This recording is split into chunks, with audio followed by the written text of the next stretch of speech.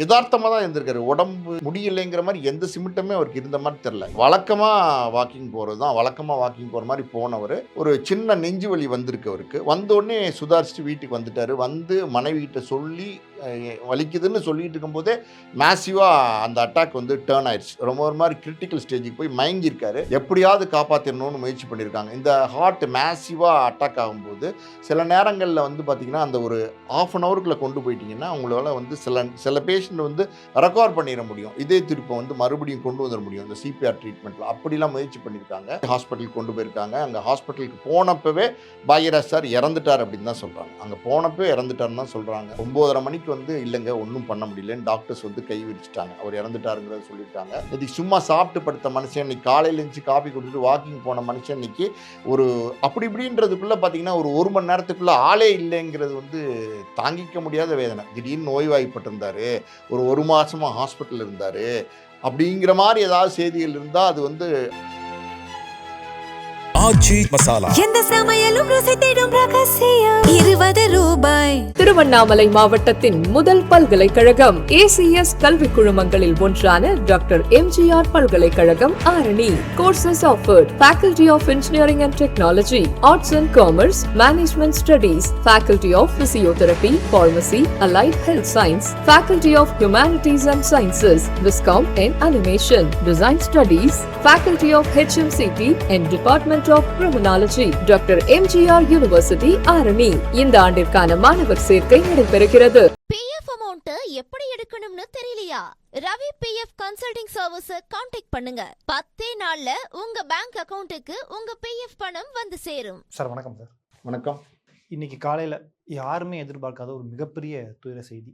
எம்ஜிஆர் அவர்களால் தன்னுடைய கலையுலக வாரிசு அப்படின்னு அறிவிக்கப்பட்ட ஒருத்தர், திரைக்கதை மன்னர் அப்படின்னு எல்லாரையும் கொண்டாடக்கூடிய ஒருத்தர், முக்கியமாக பெண்களுக்கு, தமிழ்நாட்டில் இருக்கக்கூடிய பொதுமக்களுக்கு ரொம்பவும் பிடிச்ச ஒரு நடிகரும் கூட பாக்யராஜ் அவர்களுடைய மறைவு ஒரு மிகப்பெரிய அதிர்ச்சியில் ஆழ்த்தியிருக்கு. இது தமிழ் சினிமாவுக்கு எவ்வளோ பெரிய இழப்புன்னு நினைக்கிறீங்க? இது தமிழ் சினிமாவுக்கு எவ்வளோ பெரிய இழப்புங்கிறதை விட பாக்யராஜ் சார் ஒரு தனி மனிதனாக நம்ம பார்க்க முடியாது. ஏன்னா வந்து பார்த்திங்கன்னா, தமிழ்நாட்டில் இருக்கிற கோடான கோடி மக்களை வந்து கிட்டத்தட்ட ஒரு 45 வருஷம் தொடர்ந்து மகிழ்வித்த ஒரு மகா கலைஞன் பாக்யராஜ் சார். அந்த அந்த இழப்பு வந்து தமிழ்நாட்டில் இருக்கிற ஒவ்வொரு வீட்லேயும் ஏற்பட்ட இழப்பு. இன்றைக்கி வந்து பார்த்திங்கன்னா, ஒவ்வொரு வீட்லேயும் இந்த பாக்யராஜ் சாருடைய மரண செய்தியை கேட்டவங்கலாம் என்ன நினச்சிருப்பாங்கன்னா, பாக்யராஜ் சார் இறந்துட்டாரா அப்படின்னு ஒரு ஷாக் வந்து அவங்களுக்கு இருக்கும்.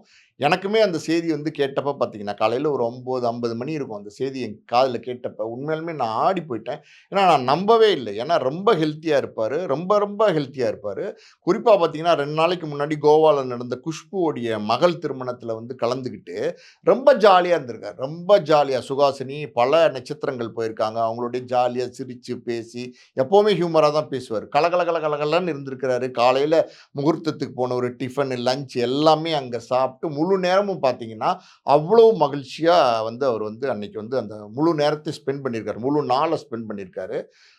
அன்னைக்கே வந்துட்டார் சென்னைக்கு. நேத்திக்கு கூட பார்த்தீங்கன்னா, அவருடைய யதார்த்தமா தான் இருந்திருக்காரு. உடம்பு முடியலைங்கிற மாரி எந்த சிம்ப்டமே அவருக்கு இருந்த மாரி தெரியல. இன்னைக்கு காலையில வாக்கிங் போயிருக்காரு. வழக்கமா வாக்கிங் போறது தான். வழக்கமா வாக்கிங் போற மாரி போனவரு, ஒரு சின்ன நெஞ்சு வலி வந்திருக்கு அவருக்கு. வந்தோனே சுதாரிச்சுட்டு வீட்டுக்கு வந்துட்டாரு. வந்து மனைவிகிட்ட சொல்லி வலிக்குதுன்னு சொல்லிட்டு இருக்கும்போதே மேசிவா அந்த அட்டாக் வந்து டர்ன் ஆயிடுச்சு. ரொம்ப ஒரு மாரி கிரிட்டிக்கல் ஸ்டேஜுக்கு போய் மயங்கியிருக்காரு. உடனே ஆம்புலன்ஸ் வர சொல்லி ஹாஸ்பிட்டலுக்கு கொண்டு போயிருக்காங்க. அங்க ஹாஸ்பிட்டலுக்கு போனப்பவே பாக்யராஜ் சார் இறந்துட்டார் அப்படின்னு தான் சொல்றாங்க. அங்க போனப்பவே இறந்துட்டாருன்னு தான் சொல்றாங்க. தகவல் அப்படி தான் இருக்கு. டாக்டர்ஸ் இருந்தாலும் வந்து சிபிஆர்லாம் கொடுத்து ரொம்ப கடும் முயற்சி எடுத்திருக்காங்க. கரண்ட் ஷாக்லாம் கொடுத்து எப்படியாவது காப்பாத்திரணும்னு முயற்சி பண்ணியிருக்காங்க. இந்த ஹார்ட் மேசிவா அட்டாக் ஆகும்போது சில நேரங்கள்ல வந்து பார்த்தீங்கன்னா, அந்த ஒரு 1/2 அன் ஹவருக்குள்ள கொண்டு போயிட்டீங்கன்னா, உங்களால வந்து சில பேஷண்ட் வந்து ரெக்கவர் பண்ணிற முடியும். இதய துடிப்ப வந்து மறுபடியும் கொண்டு வந்துர முடியும். இந்த சிபிஆர் ட்ரீட்மெண்ட்ல. அப்படிலாம் முயற்சி பண்ணியிருக்காங்க. எதுவும் நடக்கல. 9:30 மணிக்கு வந்து இல்லங்க ஒண்ணும் பண்ண முடியலன்னு டாக்டர்ஸ் வந்து கை விரிச்சுட்டாங்க. அவர் இறந்துட்டாருங்கிறத சொல்லியிருக்காங்க. இது அவங்க குடும்பத்தாருக்கு எவ்வளோ பெரிய பேரதிர்ச்சியா இருந்திருக்கும். எவ்வளோ அதாவது வந்து ஆக்டிவா இருந்தவருங்க. ஆக்டிவா இன்னைக்கு சும்மா சாப்பிட்டு படுத்த மனுஷன், இன்னைக்கு காலையில எந்திச்சு காஃபி குடிச்சிட்டு வாக்கிங் போன மனுஷன் இன்னைக்கு ஒரு அப்படி இப்படின்றதுக்குள்ள பார்த்தீங்கன்னா, ஒரு 1 மணி நேரத்துக்குள்ள ஆளே இல்லைங்கிறது வந்து தாங்கிக்க முடியாத வேதனை. திடீர்னு நோய்வாய்ப்பட்டிருந்தாரு. ஒரு 1 மாசமா ஹாஸ்பிட்டல்ல இருந்தாரு. அப்படிங்கிற மாரி ஏதாவது செய்திகள் இருந்தா அது வந்து டக்குன்னு போய் அட்டாக் பண்ணாது. ஆனால் இது வந்து ஒரு மிகப்பெரிய ஒரு ஷாக்கிங்கான டெத்து. மிகப்பெரிய கலைஞன். நீங்கள் வந்து பார்த்தீங்கன்னா எப்படி இதை நம்ம எடுத்துக்கிறதுனே தெரில. அப்படிப்பட்ட ஒரு கலைஞன், அப்படிப்பட்ட ஒரு படைப்பாளி, நல்ல நடிகன். ரொம்ப ரொம்ப குறிப்பாக சொல்லணும்னா அவருடைய ஒவ்வொரு படைப்புகளும் வந்து பேசக்கூடிய படைப்புகளாக இருந்தது. முதல் படைப்பு அவர் பண்ணார் சுவரில்லா சித்திரங்கள், அதான் டைரக்ட் பண்ணார். அதுக்கு முன்னாடியே பார்த்தீங்கன்னா பாரதி ராஜா சார் வந்து புதிய வார்ப்புகள் படத்தில் கதாநாயகனை அறிமுகப்படுத்திட்டாரு. ஸோ அடுத்தடுத்து அவர் எடுத்த படங்கள் எல்லாமே எல்லா படங்களுமே பார்த்தீங்கன்னா பயங்கர ஹியூமர் சென்ஸோட உள்ள படங்கள். அதாவது இன்று போய் நாளை வா, அதுக்கப்புறம் விடியும் வரை காத்திரு, அப்புறம் பாமா ருக்குமணி, பொய் சாட்சி, மௌன கீதங்கள். பாருங்க அவருடைய படங்கள் எல்லாம் பாருங்களேன். ஒவ்வொரு படமும் வந்து வித்தியாசமான கதைக்களம், வித்தியாசமான படைப்புகள். அந்த நேர்த்தி, அந்த படைப்பு திறன் எல்லாமே அவர்கிட்ட வந்து உள்ளுக்குள்ள சில பேருக்கு வந்து அது இயற்கையில் இருக்கும். அப்படிப்பட்டவன் தான் இவ்வளோ பெரிய படைப்பாளியாக வர முடியும். அப்படி ஒரு படைப்பாளி, அந்த படைப்பாளியை நம்ம இன்னைக்கு இழந்திருக்கோம். உண்மையாலுமே ஒரு பெரிய, அதாவது வந்து வேதனை அப்படின்னா இது உண்மையாலுமே பெரிய வேதனை. குறிப்பாக அவருடைய குருநாதர் பாரதி ராஜா அவர்கள் இறந்து 17 நாட்கள் தான் ஆகுது. இன்னும் அவரை புதைச்ச அந்த மண்ணில் இருக்கிற ஈரம் கூட காயாத ஒரு சூழலில் அவருடைய சிஷ்யனான இவருடைய இழப்பு வந்து அவருடைய நிறைய ஃபேன்ஸ் இருக்காங்க, எல்லாருக்குமே ஒரு ஷாக்கிங்காக தான் இருந்தது. இன்னொன்று பாரதி ராஜாவுடைய மறைவும் இவர் எதுவும் பாதித்ததா பர்சனலாக? இல்லை, பாரதி ராஜா சாருடைய மறைவு வந்து இவரை நிச்சயமாக பாதிச்சிருக்கும். பாதிக்காமல் இருக்கிறதுக்கு வாய்ப்பே கிடையாது. ஏன்னா வந்து பாரதி ராஜா சாருடைய முதல் படம் 16 வயது நிலையிலிருந்து பாக்யராஜ் சார் வந்து அவருடைய உதவியாளராக அவரோட ட்ராவல் பண்ணுறாரு. இன்றைக்கும் பார்த்தீங்கன்னா பாரதி ராஜா சாருடைய உதவியாளராக தான் அவர் வந்து இன்றைக்கும் அவரை நினைக்கிறார். இவ்வளோ பெரிய உயரத்தையும் உச்சத்தையும் ஒரு சிஷ்யனாக வெளியில் வந்து பாரதி ராஜா சாருடைய பேரை வந்து பல மடங்கு காப்பாற்றிட்டார். இவர் ஒரு தனி சாதனை படைச்சிட்டாரு. ஆனாலும் இன்னைக்கும் பாரதி ராஜா சார்னா அவ்வளோ ஒரு மரியாதை, அவ்வளோ ஒரு அன்பு, பாசம் எல்லாமே இருந்தது. டேரக்டர் தான் கூப்பிட்றாரு, கூப்பிட்றப்ப கூட ரீசெண்டாக. அது கண்டிப்பாங்க அந்த அளவுக்கு ஒரு பிணைப்பு, அந்த அளவுக்கு ஒரு அண்டர்ஸ்டாண்டிங் அவங்களுக்குள்ள இருந்தது. அதாவது எப்படிப்பட்ட ஒரு குரு சிஷ்யனாக இருந்திருக்காங்க அப்படின்னா, முதல் படத்துலேருந்தே ஒன்றா ஒர்க் பண்ணியிருக்காங்க. இவரும் ஒரு நல்ல திறமையான ஒரு படைப்பாளியாக இருந்திருக்கார், நல்ல கலைஞனாக இருந்திருக்கார். பாக்யராஜ் சாரை சொல்கிறேன். பாரதி ராஜா சார் கிட்ட பல பேரை வந்து அறிமுகப்படுத்தினது இவர் தான். நீங்கள் வந்து பார்த்தீங்கன்னா பரட்டன் ஒரு கேரக்டர் ரஜினி சார் நடிச்சிருப்பார்ல, அந்த கேரக்டர்லாம் பார்த்தீங்கன்னா பாக்யராஜ் சார் தான் வந்து அந்த கேரக்டரை மெருகேற்றியிருக்கார். இது எப்படி இருக்குது, அந்த டயலாக்லாம் வந்து அது ரஜினி சாருக்கு இந்த மாடுலேஷன்லாம் சொல்லி கொடுக்குறது இருக்குது பார்த்தீங்களா.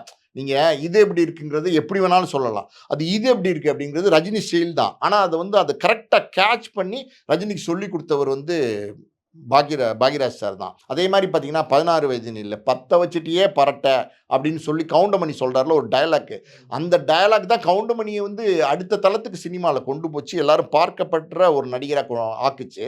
அந்த படத்தில் கவுண்டமணியை வந்து அந்த கேரக்டருக்கு வந்து பாக்யராஜ் சார் வந்து பாரதி ராஜா சார்கிட்ட சிபாரிசு பண்ணும்போது பாரதி ராஜா சார் வந்து இதோட பெட்டராக ஒரு ஆள் இருந்தால் நல்லா இருக்குமேன்னு சொல்லியிருக்காரு. பாக்யராஜ் சார் சொல்லியிருக்காரு, இல்லை சார் இவர் ரொம்ப நல்லா பண்ணுவார், இவர் நாடகத்துல எல்லாம் நிறைய நடிச்சிருக்காரு, நிறைய படங்கள் கூட இப்போ நடிச்சிட்டு இருக்காரு, ஒரு பிரேக் கிடைச்சுன்னா அவர் பெரிய அளவில் வருவார் சார், இவர் நல்லா நடிப்பார் சார்னு அழுத்தமாக சிபாரிசு பண்ணி நடிக்க வச்சது பாக்யராஜ் சார் தான். ஸோ இந்த மாதிரி ராதிகாவுடைய கிழக்கே போகும் ரயில் படம் இருக்குது பார்த்தீங்களா, அது ராதிகா பற்றி தெரியும்ல உங்களுக்கு. அவங்க லண்டனில் படித்தவங்க. அவங்க வந்து ஒரு மாடர்ன்கள், லூஸ் ஹேர்ஸு, ஜீன்ஸு, டிஷர்ட்டு, எப்போ 80களிலே வந்து அப்படி மாடர்னாக இருந்த ஒரு கேர்ள். ஒரு 16 வயசு தான் ராதிகாவுக்கு வந்து அந்த படத்தில் அறிமுகமாகும்போது. அப்படிப்பட்ட ஒரு கேரக்டர். அவங்க ஆட்டோமேட்டிக்காகவே ஒரு பிரேவான கேரக்டர், ஒரு மாதிரி துடுக்குத்தனமான பொண்ணுன்னு சொல்லுவாங்களா, அப்படிப்பட்ட பொண்ணு. அவங்களுக்கு தமிழ்லாம் வந்து பெருசாக அந்த கிராமத்து தமிழ் அது வந்து பேசணும். ஒரு கிராமத்து பொண்ணு, ஒரு கிழக்கே போகும் ரயில், அதுக்கு காத்திருக்கிற ஒரு பெண்ணு, அந்த காதலனுக்காண்டி அப்படி ஒரு கேரக்டர். அந்த கிராமத்து பெண்ணாவே அந்த கதாபாத்திரத்தை மாற்றினது பாரதி ராஜா சார் தான், செலக்ட் பண்ணது பாரதி ராஜா சார் தான். ஆனால் அந்த நடிப்பு சொல்லி கொடுக்கறதுன்னு ஒன்று இருக்குது பார்த்தீங்களா, உச்சரிப்பு, எப்படி அந்த டயலாக்கை டெலிவரி பண்ணணும், எப்படி நடிக்கணும், ஃபேஸ் ரியாக்ஷன் எப்படி இருந்தால் டைரக்டருக்கு பிடிக்கும், இது எல்லாமே சொல்லி கொடுத்தது வந்து பாக்யராஜ் சார் தான். ஸோ அந்த பல பேர் வந்து பாக்யராஜ் சார் வந்து உருவாக்கியிருக்கார். பாக்யராஜ் சாருக்கு சொல்லி கொடுத்து நடிக்காத கலைஞர்களே இருக்க மாட்டாங்க. அப்படிப்பட்ட ஒரு படைப்பாளி. அவருக்கு வந்து நிச்சயமாக அந்த குருவுடைய அந்த மரணம் அது நிச்சயமாக ஒரு பாதிப்பை ஏற்படுத்தியிருக்கும். ஏன்னா அப்படி ஒரு அண்டர்ஸ்டாண்டிங். இன்னொரு உதாரணம் சொல்லி கேளுங்க, சிவப்பு ரோஜாக்கள் படம் வந்தப்போ பார்த்தீங்கன்னா பாக்யராஜ் சார் வந்து தொடர்ந்து வேலை பார்த்துட்டு இருக்காரு பாரதி ராஜா சார்கிட்ட. ஒரு 4 நாள் வந்து அவர் ஏதோ ஒரு வேலையாக பர்சனல் ஒர்க்காக ஊருக்கு போக வேண்டிய சூழல். இவர் இங்கே ஷூட்டிங் ஸ்டார்ட் பண்ணிட்டார் பாரதி ராஜா சார். ஆனால் இவருக்கு வந்து பாரதின்னு கூப்பிட்டு பழகிட்டார் பாக்யராஜ் சாரை. அவர் பக்கத்திலே இருக்கணும் பாக்யராஜ் சார் அவர் ஷூட் பண்ணும்போது. அப்படி இருக்கும்போது கூட ஒரு ஆள் வேணும்னு இருக்கும்போது யாரோ ஒருத்தர் வந்திருக்காரு, பேர் தெரில எனக்கு, கண்ணனோ ஏதோ ஒரு பேர்னு வச்சுக்கோங்களேன். அப்போ அந்த புது நபர் அங்கே ஒர்க் பண்ணியிருக்காரு, இவர் ஊரில் இல்லாதனால. அவரை வந்து பாரதி ராஜா சார் வந்து, கண்ணன் சொல்லுங்கள், இது எடுங்க, அதை கரெக்ட் பண்ணுங்கள், அதெல்லாம் சொல்லியிருப்பார். உதவியாளர் தானே. 4 நாளில் வந்துட்டார். யார்? பாக்யராஜ் சார். வந்ததுக்கப்புறம் பார்த்தீங்கன்னா பாரதி ராஜா சார் வந்து ஷூட்டிங் நடக்கும்போது, கண்ணன் அது என்னன்னு பாருங்க அப்படின்ட்டு இருக்காரு. இவர் பார்த்துட்டே இருந்திருக்காரு. என்னடா பாரதின்னு கூப்பிடுவார் எல்லாத்துக்கும், நம்மளை கூப்பிடலையே, புதுசாக வந்தவரை கூப்பிட்றாரு அப்படின்னு சொல்லிட்டு இருந்திருக்காரு. அப்புறம் வேற ஒரு விஷயத்துக்கு அதே மாதிரி சொல்லியிருக்காரு, வேற ஒரு அதே மாதிரி சொல்லியிருக்காரு. இவருக்கு என்ன ஆயிடுச்சு? கோவம் வந்துருச்சு. நம்ம தான் வந்து பிரதானமாக இருந்தோம், எதா இருந்தாலும் பாரதின்னு கூப்பிடுவார், இன்னைக்கு பாரதின்னு விட்டுட்டு புதுசாக வந்தவனை கூப்பிட்றாருன்னு சொல்லிட்டு லெட்ரு மாதிரி சின்ன பிட்டு காகிதத்தில் எழுதி ஆர்டிஓ ஒரு அசிஸ்டன்ட்டை கொடுத்துட்டு கிளம்பி போயிட்டார். இவர் ஷூட்டிங் பிஸியில் பாரதி ராஜா சார் வந்து அது கவனிக்கவே இல்லை. சாயந்தரம் எங்கேயா பாரதி அப்படின்னு கேட்டிருக்காரு. அவர் முரட்டுத்தனமான ஆள், தெரியும், எங்கேயா பாரதி இங்கேயா அப்படின்னு கேட்டிருக்காரு. சார் அவர் கோச்சிட்டு போயிட்டார் சார். கோச்சிட்டு போயிட்டானா? என்னையா சொல்கிற அப்படின்னு சொல்லிட்டு உடனே கார் எடுக்க சொல்லி எல்டம்ஸ் ரோட்டில் ஒரு ரூமில் இருந்தார். அப்போல்லாம் அங்கே நிறைய பேர் இருப்பாங்க, கவுண்டமணி, பல நடிகர்கள் இருப்பாங்க. அங்கே வந்து எல்டம்ஸ் லாட்ஜ் அது. அங்கே போய் இவர் பாயில் படுத்து தலானியில் படுத்துட்டு கண்ணில் எல்லாம் தண்ணி இவருக்கு. ஏன்னா நம்ம டைரக்டர் நம்ம பேரை கூப்பிடலையே அப்படின்னு வந்து அழுத மாதிரி ஒரு சூழலில் படுத்திருக்காரு. கதவை திறந்து, யோ என்னையா நீனு, என்னப்பா உனக்கு என்ன அப்படின்னோடனே, எப்படி என் பேரை விட்டுட்டு நீங்கள் சொல்லுவீங்க? இவர் கேட்டு, எப்படி நீங்கள் என் பேரை விட்டு சொல்லுவீங்க அப்படின்னு வந்து அதட்டி கேட்டிருக்காரு பாரதி ராஜா சார்கிட்ட. குழந்த மாதிரி இருக்கே, நான் ஏதோ ஒரு டென்ஷனில் 2 நாளாக கூட இருந்தால் அவன் பேரை சொல்லிட்டேன், வாயா அப்படின்னு சொல்லிட்டு கூப்பிட்டு போயிருக்காரு. இந்த மாதிரி ஒரு பாண்டிங் அவங்களுக்குள்ளே இருந்தது. ஸோ அப்படி இந்த கைதியின் டைரின்னு ஒரு படம் வந்துச்சுல்ல, அந்த படத்தினுடைய கதை திரைக்கதை பாக்யராஜ் சார். அவர் வந்து அப்போல்லாம் வெளியில் வந்து படம்லாம் பண்ண ஆரம்பிச்சிட்டாரு. டேரக்டருக்காண்டி அந்த கதையை கொடுத்துட்டாரு.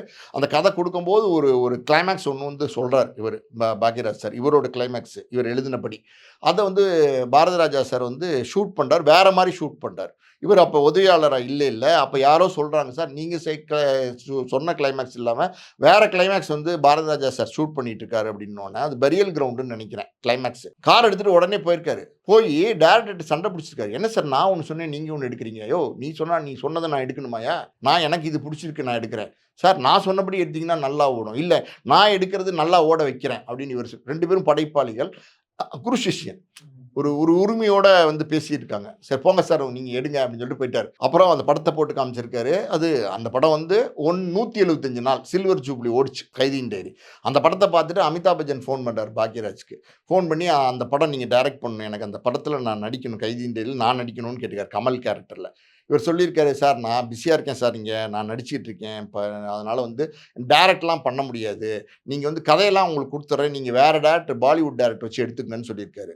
அதுக்கு அமிதாப் பச்சன் சொல்லியிருக்காரு, நோ பாக்யராஜ்ஜி நான் வரேன் உங்கள் வீட்டுக்கு அப்படின்னு சொல்லி பாம்பேலேருந்து வீட்டுக்கு வந்துட்டார். வீட்டுக்கு வந்து நீங்கள் தான் பண்ணணும் அந்த படத்தை, நீங்கள் வந்து அவ்வளோ நேர்த்தியாக படம் பண்ணுவீங்கன்னு நான் கேள்விப்பட்டிருக்கேன். I want to act in your direction, more over I want to act a film in your screen play. You are the master, you are the king, you have to direct the movie அப்படின்னு சொல்லியிருக்காரு. அவ்வளோ பெரிய ஆள் அன்னைக்கு வந்து அவ்வளோ பீக்கில் இருந்தார். உடனே என்ன பண்ணார், சரி சார் நான் பண்ணுறேன் அப்படின்னு சொல்லி போய் அங்கே பாம்பேயில் உட்காந்து அமிதாப் பச்சன் வச்சு, ஆக்ரி ரஸ்தா அந்த படத்தோட பேர், அந்த படம் எடுக்கும்போது கிளைமேக்ஸ் இவர் சொன்ன கிளைமேக்ஸ் எடுக்கிறாரு. அந்த படத்தை வந்து பாரதி ராஜா சாருக்கு போட்டு காட்டுறாரு. பாரதி ராஜா சார் பார்த்துட்டு, யோ நீ சொன்ன கிளைமேக்ஸ் பிரமாதமாக இருக்கேயா, இது வேற மாதிரி இருக்கே, நான் கூட அதை யோசிக்காமல் அப்படியே பிடிவாதத்திலே நான் ஒன்று எடுத்துட்டேனியா, நீ சொன்ன கிளைமேக்ஸ் எக்கச்சக்கமாக இருக்கேயா அப்படின்னு சொல்லி பாராட்டியிருக்காரு. அந்த படம் 350 நாள் ஓடிச்சு. ஸோ அப்படி ஒரு பாண்டிங்கோடு இருந்த ஒரு குரு சிஷ்யன் அவர் இறந்துட்டார் அப்படின்னும் போது அது நிச்சயமாக ஒரு தாக்கம் இருந்திருக்கும். அது இவருடைய மரணத்துக்கு காரணமாக இருக்காது, மரணம் வரைக்கும் கொண்டு போகாது, ஆனால் தாக்கம் இருந்திருக்கும். இன்னொரு பக்கம் அவருடைய பையன் சாந்தனு ஒரு மிகப்பெரிய ஹீரோ ஆக்கணும் அப்படிங்கிறத சின்ன வயசுலேருந்தே அவர் ட்ரெயின் பண்ணி வந்துட்டு இருந்தார். இப்போ இன்றைக்கி இருந்த சூழலில் கூட சீமான் அவர்கள் ப்ரெஸ் மீட்டில் சொன்னது வந்து ஒரு மிகப்பெரிய நடிகனாக்கணும் ஆசைப்பட்டார், ஆனால் அவர் இல்லாமலே போனது வந்து ரொம்பவும் கஷ்டமாக இருக்குது அப்படின்னு சாந்தனு ஷேர் பண்ணியிருக்காரு. அந்த ஒரு ஏக்கமும் அவருக்கு இருந்திருக்குமா சார்? இருக்காமல் இருக்காதில்ல சார், அதெல்லாம் இயல்பாக ஒரு தகப்பனுக்குள்ள ஏக்கம் தானே. அது பாக்யராஜ் சாரும் ஒரு தகப்பன் தானே. தன் மகன் வந்து தான் இருக்கிற துறையில் வந்து ஒரு பெரிய ஆள் ஆகணும்னு நினைக்கிறதுங்கிறது ஒரு தகப்பனுடைய இயல்பு தானே. இவர் ஒரு மிகப்பெரிய சாதனையாளர், அவருடைய மகன் நம்மளும் ஒரு பெரிய சாதனையாளர் மகன் வரணும்னு நினைக்கிறது தானே. வேட்டியம் அடிச்சு கட்டுன்னு ஒரு படத்திலே பார்த்தீங்கன்னா சின்ன சைல்டு ஆர்டிஸ்டாக வந்து அவர் சாந்தனு அறிமுகப்படுத்தினார். ஏதோ ஒரு விழா, எனக்கு தெரிஞ்சு பாக்யராஜ் சாரோட பிறந்த நாள் விழான்னு தான் நினைக்கிறேன், ஒரு பர்த்டேயில் வந்து பார்த்தீங்கன்னா சாந்தனு வந்து வந்து டான்ஸ் ஆடினார். சின்ன பையனா இருக்கும்போது ஒரு 7, 8 வயசு இருக்கும்போது டான்ஸ் ஆடினார். அன்னைக்கு இருந்த எல்லார் கண்ணையும் உறுத்துச்சு. ஏன்னா, அந்த அளவுக்கு வந்து டான்ஸ் ஆடினாரு. நீங்க பார்த்தீங்கன்னா, பாக்யராஜ் சார் நல்ல டான்ஸர் கிடையாது. நல்ல ஃபைட்டர் கிடையாது. வந்து கமர்ஷியல் ஹீரோ கிடையாது. அடிதடியில பண்ண மாட்டாரு. அ பஞ்ச் டயலாக் பேச மாட்டாரு. அவருடைய நடிப்பு எப்படி இருந்துச்சுன்னா, ஒரு அப்பாவியா இருப்பாரு. ஒரு கண்ணாடி ஒண்ணு மாட்டிட்டு வருவாரு. சாதாரணமா பேசுவாரு. சிம்பிளா டயலாக் டெலிவரி பேசுவாரு. ஹியூமர் சென்ஸோட பேசுவாரு. அதுல வந்து ஸ்கோர் பண்ணிட்டு போவாரு. அந்த காலகட்டத்தில யார் டாப் ஹீரோஸ் தெரியுமா? ரஜினி, கமல். ரஜினி, கமல் 2 பேரும் பார்த்தீங்கன்னா, உச்சத்தில இருக்காங்க. ஒரு பக்கம் முரட்டுக்கால, ஒரு பக்கம் சகலகலா வல்லவன், கொடிகட்டி பறக்குறாங்க. எல்லா படங்களும் 2 பேருக்கும் சூப்பர் டூப்பர் ஹிட். பயங்கரமான மாஸ் ஹீரோஸ். அந்த காலகட்டத்தில ரஜினி, கமல் வந்து ரூ. 1,00,00,000 சம்பளம் வாங்குனாங்க ஒரு காலகட்டத்துக்கு அப்புறம். அதே சம்பளம் பாக்யராஜும் வாங்குனார். ரூ. 1,00,00,000 இவரும் வாங்குனாரு. ஆனா, இவர்ட்ட வந்து நீங்க எதிர்பார்க்கிற மாஸ், கிளாஸ், அடிதடி, பஞ்ச் டயலாக் எதுவும் இருக்காது. டான்ஸ் எதுவும் இருக்காது. ஆனா, மக்கள் ரசிச்சாங்க. கூட்டம் கூட்டமா ஒரு படத்த போய் பார்த்தாங்க. முந்தானை முடிச்சு பண்ண ரெக்கார்ட் எல்லாம் பார்த்தீங்கன்னா, எந்த படமே பண்ணாது இனிமே. அப்படி ஒரு ரெக்கார்ட பண்ணுச்சு. வண்டி கட்டி போய் வந்து கிராமங்கள்ல அந்த படத்த வந்து பார்த்தாங்க. ஏவிஎம் சரவணனே சொல்லியிருக்காரு. என் பேனர்ல 100 படத்துக்கு மேல எடுத்திருக்கோம். 2 படம் தான் எங்களுக்கு வந்து பெரிய கலெக்ஷன குடுத்துச்சு. சின்ன பட்ஜெட்ல எடுத்து, 1 முந்தானை முடிச்சு, 1 சம்சாரம் அது மின்சாரம்னு சொல்லியிருக்காரு. ஸோ அப்படி வந்து அவருடைய அந்த அந்த திறமையெல்லாம் அசாத்திய திறமை. அப்படி இருக்கும்போது தன் மகனை கொண்டு வரணும்னு ஆசைப்படுறது இயல்பான ஒரு விஷயம் தானே. சக்கரக்கட்டின்னு ஒரு படம் தானு சார் தயாரிச்சாரு. அதில ஏஆர் ரஹ்மான் மியூசிக்ன்னு நினைக்கிறேன். டாக்ஸின்னு ஒரு சாங்கெல்லாம் பார்த்தீங்கன்னா, அன்னைக்கு பயங்கர சூப்பர் டூப்பர் ஹிட். அந்த படத்தில ஹீரோவா தானு சார் பையன் தான் டைரக்டர். ஹீரோவா அறிமுகப்படுத்துறாரு. அது பெருசா போல. அடுத்தடுத்து நெறைய வாய்ப்புகள் தட்டி தட்டி போகுது. நம்ம சுப்பிரமணியபுரம் வாய்ப்பு வருது. ஜெய் நடிக்க வேண்டிய கதாபாத்திரத்தில சாந்தனுக்கு. ஆனா, அன்னைக்கு பாருங்க இவ்வளோ பெரிய திரைக்கதை ஞானம் படைத்த பாக்யராஜ் சார், அன்னைக்கு அந்த கேரக்டர் மேல இவருக்கு ஏனோ ஒரு நம்பிக்கை இல்லாம இருந்திருக்கு. பையன் நடிக்கணும்னு கதை இவர்ட்ட சொல்லணும். ஏன்னா சின்ன பையன் தானே. சொல்லும்போது இவர் கேட்டுட்டு அதில சின்ன சின்ன கரெக்ஷன் சொல்லியிருக்காரு. அது கரெக்ஷன் வந்து அந்த டைரக்டருக்கு ஒத்துக்கலையா என்னன்னு தெரியல. அந்த கேரக்டர் மிஸ் ஆயிருச்சு. அந்த படம் மட்டும் இவருக்கு அன்னைக்கு சாந்தனுக்கு அமைஞ்சிருந்தா, அன்னைக்கே சாந்தனு வந்து ஒரு பெரிய ஸ்டாரா வந்திருப்பாரு. சாந்தனுவ பொறுத்தவரைக்கும் பார்த்தீங்கன்னா, அப்படியே அவங்க அப்பாவுக்கு ஆப்போசிட். துருதுருங்கிற பையன். டான்ஸ் நல்லா ஆடுவாப்ல. ஃபைட் நல்லா பண்ணுவாப்ல. நடிப்பு அவங்க அப்பாவ மிஞ்ச முடியாது. நடிப்பு வந்து அப்படியே தட்டிட்டு போயிருவாரு அப்பா. நடிப்ப பையன் மிஞ்ச முடியுமான்னா மிஞ்ச முடியாது. ஆனா டான்ஸ், ஃபைட் எல்லாம் நல்லா பண்ணுவாரு. துருதுருன்ற இளைஞன். இன்னைக்கும் இளைஞன் தான். அவர கொண்டு வர முடியலைங்கிற ஒரு ஏக்கம் இருக்கும்ல. ஒரு லைம் லைட்ல வரலைல்ல. அதானே உண்மை. ஸோ அந்த ஏக்கம் அது எதார்த்தமான ஒரு வருத்தம் தான். அந்த வருத்தத்த தான் வந்து சீமான் சார் வந்து பதிவு பண்ணியிருப்பாரு. அது அவர் இருக்கும்போதே ஒரு உயரத்துக்கு வந்திருந்தா நல்லா இருந்திருக்கும். ஆனா, இன்னைக்கு அவர் மறைஞ்சுட்டாரு. ஆனா, நல்ல கதாபாத்திரங்கள் எப்ப வேணாலும் வரலாம். நல்ல நடிகன் தான். நல்ல இளைஞன் தான். பிரேக் வந்துச்சுன்னா, அவர் வந்து லைம்லைட்டுக்கு வந்துருவாரு. ஆனா, அவர் இருந்திருந்தாருன்னா ரொம்ப சந்தோஷமா இருந்திருக்கும். சந்தோஷப்பட்டிருப்பாரு. அது இல்ல. எம்ஜிஆர் அவர்களால கலையுலக வாரிசு அப்படின்னு அறிவிக்கப்பட்டாரு. அரசியலுக்கு அப்புறம் வந்தாரு. அப்புறம் கொஞ்சம் ஒதுங்கி சினிமாவிலேயே இருந்தாரு. இப்ப விஜய் அவர்கள் மீது கொஞ்சம் ஒரு நல்ல பாசிட்டிவான இதுல இருந்தாரு. ஏன்னா சாந்தனுடைய கல்யாணத்தையே விஜய் தான் தாலி எடுத்து நடத்தி வச்சாரு. இப்ப பாக்யராஜ் பார்த்துட்டு வந்தப்ப கூட அவர் வாழ்த்தி பாட்டெல்லாம் எழுதி போட்டிருந்தாரு. ஸோ விஜய்க்கும் அவருக்குமான பாண்டிங்கே கொஞ்சம் நல்ல மிகப்பெரிய பாண்டிங். சார் விஜய் அவர்கள பொறுத்தவரைக்கும் பார்த்தீங்கன்னா, இன்னைக்கு நம்ம தமிழ்நாட்டு சிஎம். இதுக்கு முன்னாடி வந்து திரைத்துறையிலேருந்து வந்த ஒரு நடிகர். ஸோ திரைத்துறையில கிட்டத்தட்ட அவருமே ஒரு 35 வருஷம் பயணம் பண்ணவரு.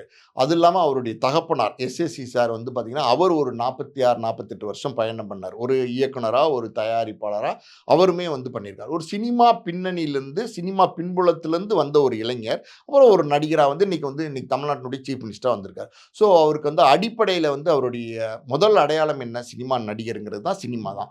அப்படின்னு சினிமாலேருந்து வந்த ஒரு கலைஞர் தான். அவர் வந்து இந்த சினிமா துறையில இருக்கிற எல்லார் மேலயுமே ஒரு ஆர்வமா தான் இருப்பார். பெரிய பெரிய கலைஞர்கள் பாரதி ராஜா சார் மரணிச்சப்ப உடனே அரசு மரியாதை அறிவிச்சார் ஒரு முதலமைச்சரா. காரணம் என்னன்னா, அந்த பாரதி ராஜா சாரினுடைய அந்த மரியாதை அது அவருக்கு தெரிஞ்சதுனால, அது நல்லா புரிந்ததுனால உடனே வந்து அறிவிச்சுட்டு தான் வந்து டெல்லிக்கே போனார். அரசு மரியாதை கொடுத்தாங்க. அந்த மாதிரி வந்து ஆரம்பத்தில் வந்து எஸ்எஸ்சி சார் வந்து பார்த்தீங்கன்னா, விஜய் வந்து கதாநாயகன் ஆக்கணும், பெரிய நடிகன் ஆக்கணும்னு சொல்லிட்டு அறிமுகப்படுத்துறதுக்கு முன்னாடி பல இயக்குனர்கள்ட்ட போயிருக்காரு. பி வாசுட்ட போயிருக்காரு, கே.எஸ். ரவிக்குமார்ட்ட போயிருக்காரு, பாரதி ராஜா சார்ட்ட போயிருக்காரு. அதை வந்து பாரதி ராஜா சாரே பதிவு பண்ணியிருக்காரு. பாக்யராஜ் சார்ட்ட போயிருக்காரு. இப்படி யார் மூலமாவது பிரபலங்கள் மூலமா நம்ம பையனை வந்து அறிமுகப்படுத்தணும்னு ஆசைப்பட்டிருக்காரு. அது நடக்கல. அது வேற விஷயம். அப்படி பாக்யராஜ் சார்ட்டையும் போயிருக்காரு. அந்த காலத்தில் அறிமுகப்படுத்த சொல்லி அவர் டைரக்ஷன்ல வந்து விஜய் நடிக்கிற மாதிரி வந்து கேட்டு போயிருக்காரு. ஆனால் அது நடக்கல. அதெல்லாம் வந்து ஒரு கனெக்டிவிட்டி இருக்கும். நீங்க வந்து சாந்தனும் அப்புறம் பார்த்தீங்கன்னா விஜய் அவர்களுக்கும் ஒரு நல்ல நட்பு, ஒரு அண்ணன் தம்பி நட்பு வந்து இருந்துகிட்டே தான் இருந்தது. சாந்தனு கல்யாணத்தை அவர் தான் நடத்தி வச்சாரு. இப்ப சமீபத்தில விஜய் அவர்கள் முதலமைச்சர் ஆனதுக்கப்புறம் சாந்தனு போய் பார்த்தாரு. பாக்யராஜ் சாரும் போய் பார்த்து வாழ்த்து சொல்லிட்டு வந்தாரு. குறிப்பா உங்களுடைய அப்பா பாஸ்கர் அவர்கள் பாக்யராஜ் இருக்கும்போதே சமகாலத்துல பயணிச்ச ஒரு இயக்குனர். உங்க அப்பாவுக்கும் அவருக்குமான நட்பு எதுவும் இருந்ததா? ரொம்ப நல்ல நட்பு இருந்தது. ரொம்ப ரொம்ப நல்ல நட்பு இருந்தது. எங்க அந்த நட்பு தொடங்கியது அப்படின்னா, 1982ல வந்து அப்பா வந்து தீர்ப்புகள் திருத்தப்படலாம்னு ஒரு படம் பண்ணியிருந்தாரு. சிவகுமார், அம்பிகா நடிச்ச படம். அந்த படம் வந்து முழுசா முடிச்சாச்சு. அந்த படம் வந்து தியேட்டர்ல போட்டு டிஸ்ட்ரிபியூட்டர் காட்டுறாங்க. தொடர்ந்து 1 வருஷமா அந்த படத்த பார்க்குறவங்கலாம் வந்து அந்த படத்த வாங்கல. ஏதோ ஒரு குறை இருக்குன்னு அப்பா வந்து ஃபீல் பண்றாரு. அது என்னன்னு தெரியல. படம் நேர்த்தியா இருக்கு. நல்ல பிரமாதமா இருக்கு. அப்பாவுமே வந்து கதை, திரைக்கதை, வசனம், தயாரிப்பு, டைரக்ஷன் எல்லாம் அவரே பண்ணக்கூடியவர். நல்ல நேர்த்தியான படங்கள் பண்ணியிருக்கிறார். தண்டிக்கப்பட்ட நியாயங்கள், பௌர்ணமி இலைகள் எல்லாம் அருமையான படங்கள்லாம் பண்ணியிருக்காரு. அவர் நல்லா பண்ணுவாரு. ஆனா, அதுக்குள்ள ஏதோ ஒரு குறை இருந்தது அவருக்கு தெரியல. ஒரு படைப்பாளி, ஆனா அவருக்கு தெரியல அந்த குறை அவர் கண்ண மறைச்சிருச்சு. அப்ப கலைஞானம் சார்ட்ட வந்து சொல்லி பேசியிருக்காரு. ஏதோ ஒண்ணு இருக்கு சார் மைனஸு.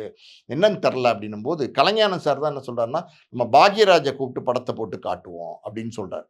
சரி கூட்டு வரீங்களா? அப்படின்னா அப்ப அறிமுகம் கிடையாது. சரி கூட்டு வரேன்னு சொல்லி அப்பதான் முதல் அறிமுகம். படத்த வந்து பார்க்குறாரு. பார்த்துட்டு வெளில வந்தோனே சொல்றாரு. இந்த சார் இதுல வந்து சின்னதா ஒரு லாஜிக் மிஸ்டேக் இருக்கு. அந்த ஹீரோயின் வந்து கொலை பண்ணிருவாங்க. சத்யகலாங்கிற கேரக்டர். கொலை பண்ணிட்டு அந்த கொலைய மறைச்சிருவாங்க. கொலைய ஏன் மறைக்கணும்? அதுக்கு ஒரு மோட்டிவ் இல்லாம இருக்கு இதுல. அப்போ கொலைய மறைக்கிறதுக்கு அவங்களுக்கு ஒரு எப்படி சொல்றது? மாற்றுத்திறனாளி பொண்ணு இருக்காங்க. டெஃப் அண்ட் டம்ப் அப்படின்னு ஒரு சின்ன ஒரு 8 வயசு பொண்ணு இருக்காங்க. அந்த குழந்தை இவங்க வந்து ஜெயிலுக்கு போயிட்டா அந்த குழந்தையோட எதிர்காலம் கெட்டு போயிருமே அப்படின்னு அந்த கொலைய மறைச்சாங்கன்னு சொன்னீங்கன்னா லாஜிக் ஆயிரும் சார். அத நீங்க பண்ணீங்கன்னா இது சரியா இருக்கும்னு சொன்னார். அந்த பாயிண்ட்ட கண்டுபிடிச்சு சொன்னார். சின்ன பாயிண்ட் கண்டுபிடிச்சு சொன்னாரு. அது ஒரு ஹாஃப் டே ஷூட்டிங் தான். சும்மா மாண்டேஜ் ஷாட் மாரி எடுத்து சேர்த்து அத காமிச்சோனே 1 வாரத்துல வித்து போச்சு. 15 நாள்லயே படத்த ரிலீஸ் பண்ணியாச்சு. ஸோ ஒரு ஒரு ஒரு சின்ன ஒரு விஷயத்த கண்டுபிடிச்சு சொன்னாரு. அதுலேருந்து அப்பாவுக்கு வந்து பாக்யராஜ் சார் மேல ரொம்ப பிரியம். பாக்யராஜ் சார் எடுக்கிற எல்லா படங்களும் நெறைய படங்கள் எடுத்தாரு. எல்லா படங்கள்லயுமே பார்த்தீங்கன்னா, அவர் வந்து இப்ப ராசுகுட்டியா அந்த படம்லாம் பார்த்தீங்கன்னா கூப்பிட்டு காமிப்பார். எல்லா படமே காமிப்பார். டபுள் பாசிட்டிவ்னு சொல்லுவாங்க அப்ப. பிக்சர் பாசிட்டிவ் ஒண்ணு இருக்கும். சவுண்ட் பாசிட்டிவ் ஒண்ணு இருக்கும். இப்ப மாரிலாம் கிடையாது. அந்த டபுள் பாசிட்டிவ் காமிப்பாங்க. 2 தனித்தனியா ஓடும். அத காமிக்கும்போது அது படம் பார்த்து கரெக்ஷன் இருந்தா என்ன கரெக்ஷன் வேணாலும் அந்த ஸ்டேஜ்ல பண்ணலாம். முழுசா முடிஞ்சு அவுட் எடுக்காத சூழல் அது. முழு படம் பார்க்குற மாரியே இருக்கும். ரெக்கார்டிங்லாம் இருக்காது. அத பார்த்து ஒவ்வொரு படமும் காட்டுவார். காட்டி சஜஷன் கேட்பார். சார் நல்லா இருக்கா? கலைஞானம் சாரையும் கூப்பிடுவாரு. நல்லா இருக்கா? என்ன ஏதாவது குறை இருக்கா? ஏதாவது சேர்க்கணுமா? சென்டிமெண்ட்டா வந்து எடுத்திருக்கேனே ஒர்க் அவுட் ஆகுதா? கேட்டு அத வந்து பார்த்தீங்கன்னா, அதில ஏதாவது குறை சொன்னா கவனிச்சு பண்ணுவார். பாக்கியான்னு ஒரு புத்தகம் நடத்திட்டு இருந்தார். நான் ரொம்ப எழுத்து ஆர்வம் உள்ளவன். கவிதைகள், சிறுகதைகள் எல்லாம் எழுதுற ஆர்வம் உள்ளவன். அது நெறைய கதைகள்லாம் அந்த காலத்தில வந்து பாக்கியா பத்திரிக்கைக்கு நான் வந்து அனுப்பிச்சிருக்கேன். பலது வந்து ரிஜெக்ட் ஆயிருக்கு. 1, 2 பப்ளிஷ் ஆயிருக்கு. சொல்றேன். அப்படி ஏதோ ஒரு ஆர்வம் வந்து பாக்யராஜ் சார்ட்ட இருந்தது. இன்னொரு பக்கம் பார்த்தீங்கன்னா, எப்படி சொல்றது? இந்த பாரிஜாதம்னு ஒரு படம் பண்ணார் இல்லையா? அதாவது வந்து அவங்களுடைய மகள் சரண்யா நடிச்சாங்க ஹீரோயினா.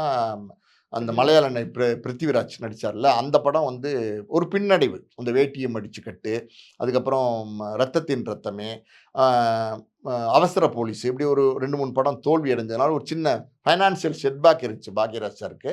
அப்பா ஒரு நாள் கூப்பிட்டு விட்டார். "சார் கொஞ்சம் வர முடியுமா? ஒரு கதை ஒண்ணு உங்ககிட்ட சொல்லணும்" அப்படின்னோனே அப்பா போனார். சொல்லுங்க பாக்யராஜ் என்ன கதை அப்படின்னும்போது, இந்த பாரிஜாதம் கதைய சொல்றார். கதை ரொம்ப நல்ல கதை. ரொம்ப அருமையா இருக்கும் எப்பவும் போல. அப்ப இதுக்கு வந்து தயாரிப்பாளர்களே சரியா கிடைக்க மாட்டேங்கிறாங்க. என்னோட மகள அறிமுகப்படுத்தி எடுக்கலான்னு இருக்கேன். ஆஸ்கார் ஃபிலிம்ஸ் ரவிச்சந்திரன் உங்களுக்கு பழக்கம் தானே, நல்ல பழக்கம் தானே. நீங்க ஒரு வார்த்தை சொல்ல முடியுமா அந்த கதைய கேட்க சொல்லி அப்படின்னு சொல்றாரு. இதனால என்ன இருக்குன்னு நான் சொல்றேன்னு சொல்லிட்டு, உடனே நேரா போய் ஆஸ்கார் ஃபிலிம்ஸ் ரவிச்சந்திரன பார்த்து அப்பா சொல்றார். பாக்யராஜ் சார் வந்து உங்க உங்க உங்க பேனர்ல ஒரு படம் பண்ணணும்னு விருப்பப்படுறாருன்னோனே, சார் ஒண்ணும் பண்ணலாம் சார் ஒண்ணும் பிரச்சனை இல்ல சார்ன்னு சொல்றாரு. வர சொல்லட்டுமா நான் பாக்யராஜ ஃபோன் பண்ணின்னு சொல்றாரு. ஆஸ்கார் ஃபிலிம்ஸ் ரவிச்சந்திரன் அப்பா. அப்ப அவர் சொல்றாரு, இல்ல நான் வரேன் அவர் ஆஃபீஸ்க்கு அப்படின்னு சொல்லி, அப்பாவும் ஆஸ்கார் ஃபிலிம்ஸ் ரவிச்சந்திரன் 2 பேரும் சேர்ந்து பாக்யராஜ் சார் வீட்டுக்கு போய் அவர்ட்ட கதை கேட்டு, அங்கேயே ஃபைனலைஸ் பண்ணி, ஓகே பண்ணி, ஃபர்ஸ்ட் காப்பி பேசிஸ்ல பண்ண சொல்லி கொடுக்கப்பட்ட படம் தான் அந்த பாரிஜாதம். இந்த டைட்டில்லே வரும். அதுக்கப்புறம் கலைஞானம் சாரும் அதில் கூட இருந்து அந்த படம் முடிகிற வரைக்கும் கோஆப்ரேட் பண்ணாங்க. ஒரு நல்ல பாண்டிங். அப்பா இறந்தப்போ வந்து பார்த்தீங்கன்னா 3 மணிக்கு இறந்துட்டாங்க. உடனே தகவல் சொன்னோன்னா ஒரு 5 மணிக்கெலாம் வந்துட்டாரு. நைட்டு 10 மணி வரைக்கும் உட்காந்துருந்தார். ஒரு நடிகர் உட்காரணும்னு அவசியம் இல்லை. வந்தோம் மாலை போட்டோம் போனோம்னு இருக்கலாம். உட்கார்ந்தார். காரணம் என்னன்னா, அப்படி ஒரு பாண்டிங் இருந்தது. இது நம்மால்னு ஒரு படம் வந்துச்சு இல்லையா, அந்த படத்தை அப்பா தான் டைரக்ட் பண்ணுறதா இருந்தது. அது கூப்பிட்டு சார் இந்த படம் நீங்கள் டைரக்ட் பண்ணுங்கள் இந்த கதை அப்படின்னு சொல்லி அந்த கதை விவாதமெல்லாம் போச்சு ஒரு மாதம். அப்போது ஒரு அக்ரிமெண்ட் அப்பாவுக்கும் பாக்யராஜ் சாருக்கு இருந்தது. அது என்ன அப்படின்னா, இந்த படம் நான் உங்களுக்காண்டி அப்பா வெளிப்படம் டைரக்ட் பண்ணுறதில்ல, பண்ண ஒரே பேனர் வந்து கலைஞானன் சாருக்கு தான், பைரவி படம் கொடுத்ததுனால. அதுக்கப்புறம் வேறு எந்த பேனருமே பண்ணலை, எல்லாமே ஆஸ்கார் மூவிஸ் பேனர் தான். அப்பா வந்து நான் என்னுடைய அக்ரிமெண்ட்டை தாண்டி இந்த படம் உங்களுக்கு டைரக்ட் பண்ணுறேன், ஆனால் எனக்கு இந்த படம் முடிஞ்சோன்னே ஆஸ்கார் மூவிஸ் பேனரில் என்னோட டைரக்ஷனில் நீங்கள் ஒரு படம் நடிக்கணும்னு சொல்லி ஒரு கண்டிஷனில் தான் அது போனது. ஒத்துக்கிட்டார். ஆனால் ஏதோ வேறு சில காரணங்கள்னால அது அவர் பண்ண முடியாமல் போச்சு. அதுக்கப்புறம் ரைட்டர் பாலகுமாரன் அந்த படத்தை பண்ணார். Okay okay okay. பாண்டிங் அப்படின்னா எங்களுடைய எல்லா குடும்ப விழாக்கும் வருவார். 2 பேரும், பாக்யராஜ் சார், பூர்ணிமா, அவங்க 2 பேரும் வருவாங்க. எங்கள் வீட்டுக்கு வருவாங்க, அவங்க வீட்டுக்கு நாங்கள் போவோம். ஸோ இது ஒரு நல்ல ஒரு சினிமாவை தாண்டி ஒரு பாண்டிங். இப்போ ஒரு 8 மாதத்துக்கு முன்னாடி பார்த்தீங்கன்னா ஒரு சேனலோடைய ஒரு மீட் ஒன்று இருந்துச்சு. அதில் நான் போயிருந்தேன். அவர் சீஃப் கெஸ்ட்டாக வந்திருந்தார். அமீர்லாம் அவங்க கூட வந்திருந்தார். அதில் அந்த ஆரம்பிக்கிறதுக்கு முன்னாடி ஒரு 1/2 மணி நேரத்துக்கு முன்னாடி வந்துட்டார். அப்போ என்னையை பார்த்து ஒரு 15 நிமிஷம் பேசிக்கிட்டு இருந்தார். எப்படி இருக்கீங்க, என்ன பண்ணுறீங்க, உங்களை நிறைய யூடியூப் சேனல்ஸ் இப்போ சமீபத்தில் பார்க்க முடியுது, நல்லா பேசுகிறீங்க, அம்மா எப்படி இருக்காங்க, எல்லாரும் எப்படி இருக்காங்கன்னு, குடும்பம் எல்லா உறுப்பினரும் தெரியும், எல்லாரையும் பேர் சொல்லி கேட்டு எப்படி இருக்காங்கன்னு கேட்டு விசாரிச்சுக்கிட்டாரு. ஸோ அந்தளவுக்கு ஒரு பாண்டிங் வந்திருந்தது, இன்றைக்கும் இருக்குது. ஓகே. ரொம்ப எளிமையான ஒரு மனிதர், இன்னும் நல்ல மனிதர். அதாவது சினிமா புகழ் வந்ததுக்கப்புறம் சில பேர் அந்த புகழுக்கு விலை போயிடுவாங்க. ஆனால் பாக்யராஜ் சார் வந்து அப்படி விலை போகிற ஆள் கிடையாது. ஒருத்தரை நேசித்தால் அந்த நேசிப்பை கடைசி வரைக்கும் தொடரக்கூடியவர், நட்புக்கு ரொம்ப இம்பார்ட்டன்ஸ் கொடுக்கக்கூடியவர், கலைஞர்களை ரொம்ப நேசிக்கக்கூடியவர். இன்னொரு விஷயமும் சொல்கிறேன் கேளுங்க, எப்படிப்பட்ட மனிதர்னு. அவர் ஒரு திரைக்கதை ஜாம்பவான் தானே, எல்லாருக்கும் தெரிஞ்ச விஷயம், நம்ம சொல்ல வேண்டிய தேவையே கிடையாது. இன்னைக்கு இதுக்கு முன்னாடி இந்த சினிமா துறைக்கு வர்ற பல பேர், லிங்கிசாமியிலேருந்து பல பேர் வந்து பாக்யராஜ் சார்கிட்ட அவருடைய கதையை சொல்கிறதுக்கு விரும்புவாங்க. சார் ஒரு அப்பாயின்மெண்ட் கிடைக்குமா உங்கள்கிட்ட சொல்லணும்னு சொல்லி யாராவது கேட்டால், புது இயக்குனராக இருந்தாலும் யாராக இருந்தாலும் உடனே அவங்கள வர சொல்லுவார். 2.5 மணி நேரம் கதையை உட்காந்து நிதானமாக கேட்பார். கேட்டு அதில் கரெக்ஷன் சொல்லுவார். புதுமுகங்களை, புது இயக்குனர்களை, புது படைப்பாளிகளை ஊக்குவிக்கிறதுல வந்து ரொம்ப நிறைய பேரை என்கரேஜ் பண்ணியிருக்காரு. அதே மாதிரி பார்த்தீங்கன்னா விக்ரமன் சார் கூட ஒரு பதிவு இப்போ போட்டிருக்காரு. புது வசந்தம் எடுத்தப்ப முதல்ல யாருமே வந்து பூஜைக்கு வரலையாம். நான் நீங்கள் வந்தால் நல்லாயிருக்கும்னு போய் இன்விடேஷன் கொடுத்தேன், வந்தார் அப்படின்னாரு. என்னை வந்து அன்னைக்கு வந்து வாழ்த்திட்டு போனார். அன்னைக்கெலாம் நான் ஒன்றுமே கிடையாது, அவர் வந்து பெரிய ஜீனியஸ். ஆனால் நான் கூப்பிட்டேன், ஒரு புது டைரக்டர் மதித்து வந்தார் அப்படின்னு சொன்னார். கதை இது இருக்கு இல்லையா, அந்த குழு இதில் எழுத்தாளர், கரெக்ட், எழுத்தாளர் யூனியனில் வந்து தலைவராக இருந்தார். அப்போ தான் அந்த முருகதாஸோடைய படம் ஒரு பஞ்சாயத்து வந்துச்சு, சர்க்கார்னு நினைக்கிறேன். அந்த பஞ்சாயத்து வந்தப்போ அது வேற ஒருத்தருடைய கதைங்கிறது அது ஆல்ரெடி பதிவு பண்ணப்பட்டிருந்துச்சு அந்த அந்த அந்த சங்கத்தில்.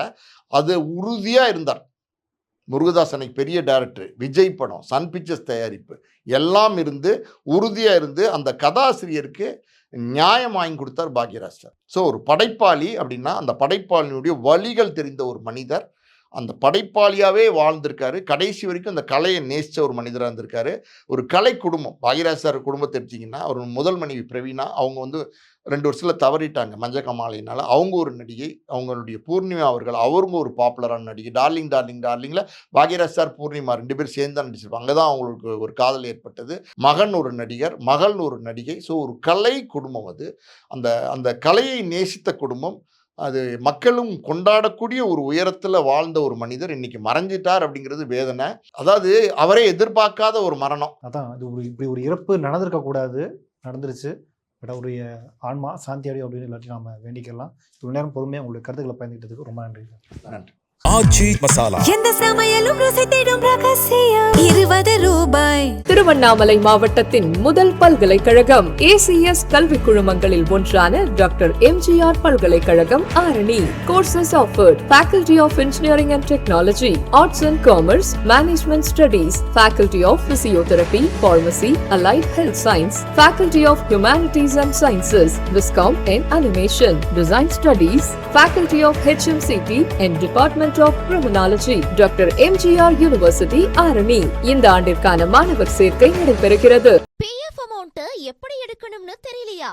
Ravi PF consulting service contact பண்ணுங்க. 10 நாள்ல உங்க பேங்க் அக்கவுண்ட்டுக்கு உங்க PF பணம் வந்து சேரும்.